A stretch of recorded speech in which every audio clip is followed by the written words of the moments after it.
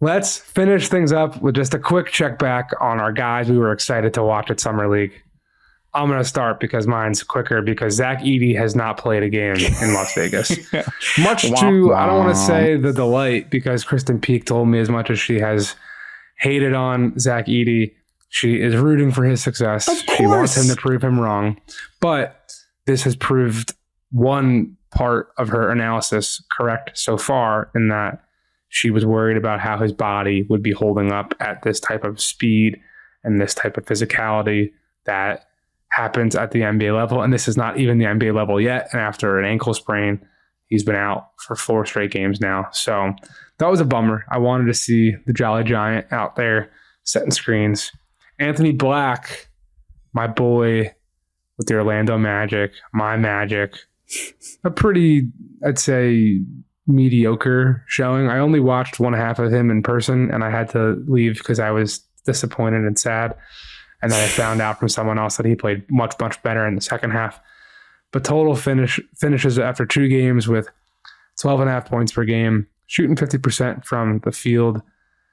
Only 1 of 4 from 3 total, which was probably the thing we wanted to see most out of him. Numbers, you got to get those numbers up. Yeah. 4.5 assists. So I still believe in you, Anthony Black, but I wanted more. Dan, what'd you see from your guys? Well, first off, I just want to say the Grizzlies continue to maintain that Edey's ankle soreness is a minor thing. So hopefully this is just abundance of caution. And allegedly he can still come back at some point and play in Vegas. So hopefully this is just abundance of caution from a team that saw every single player on the roster, lose a limb last year. So hopefully that's it.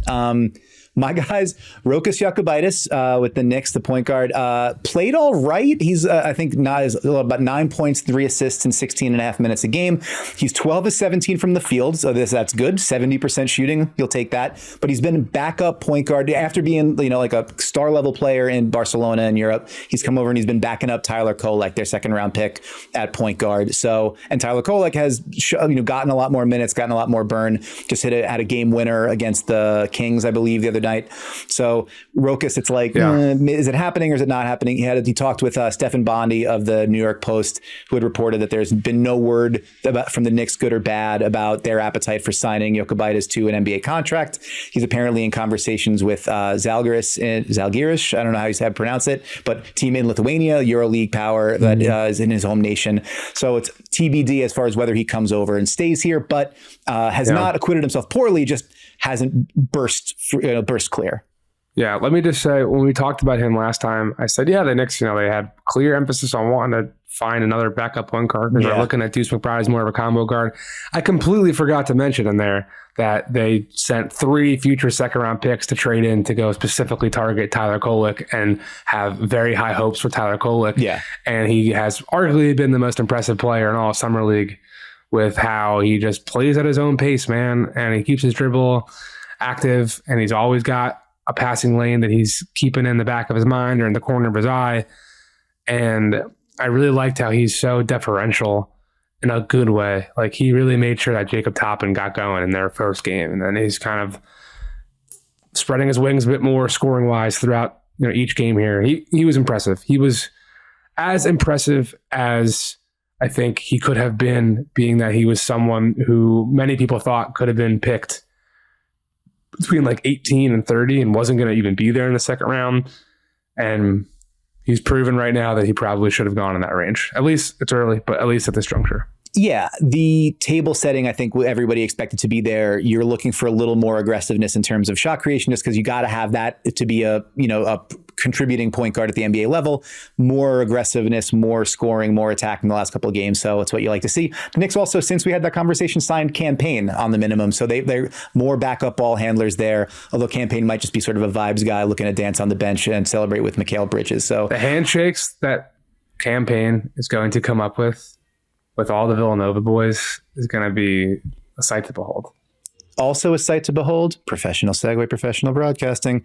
Brandon Miller in his one game against those New York Knicks in Summer League. I had said all I'm looking for Brandon Miller is come out and look really, really good and prove to everybody that you don't need to play here more. Job well done. I think it was 23 points, 8 rebounds, 5 of 10 from 3, hit some pull-ups, set behind screens and knocked some down. They win. They beat the Knicks in that game, and the Hornets said, you know what, we're all done here. We've seen what we need to see. And we can focus our attention elsewhere. You know, Nick Smith Jr. gets some more run. Their rookie, who you're going to have to help me with the name, Tidjane Salaün. Pretty close. Yeah. Pretty close. All right. Well, I'll get, it's Summer League for all of us. Yeah, we'll get there. I don't know the 100% pronunciation, but I would have said Tidjane Salaün. So there you go. There you go. So we'll work on that. Apologies. I know Salaün is definitely the correct. Because everyone in the league pre-draft, even some people in Charlotte, were calling him Saloon. I was looking at his spelling. I was like, why is everyone saying saloon? And then the league sent out their pronunciation guy like that week, and it was Salaün. So there you go. Well, there you go. So there are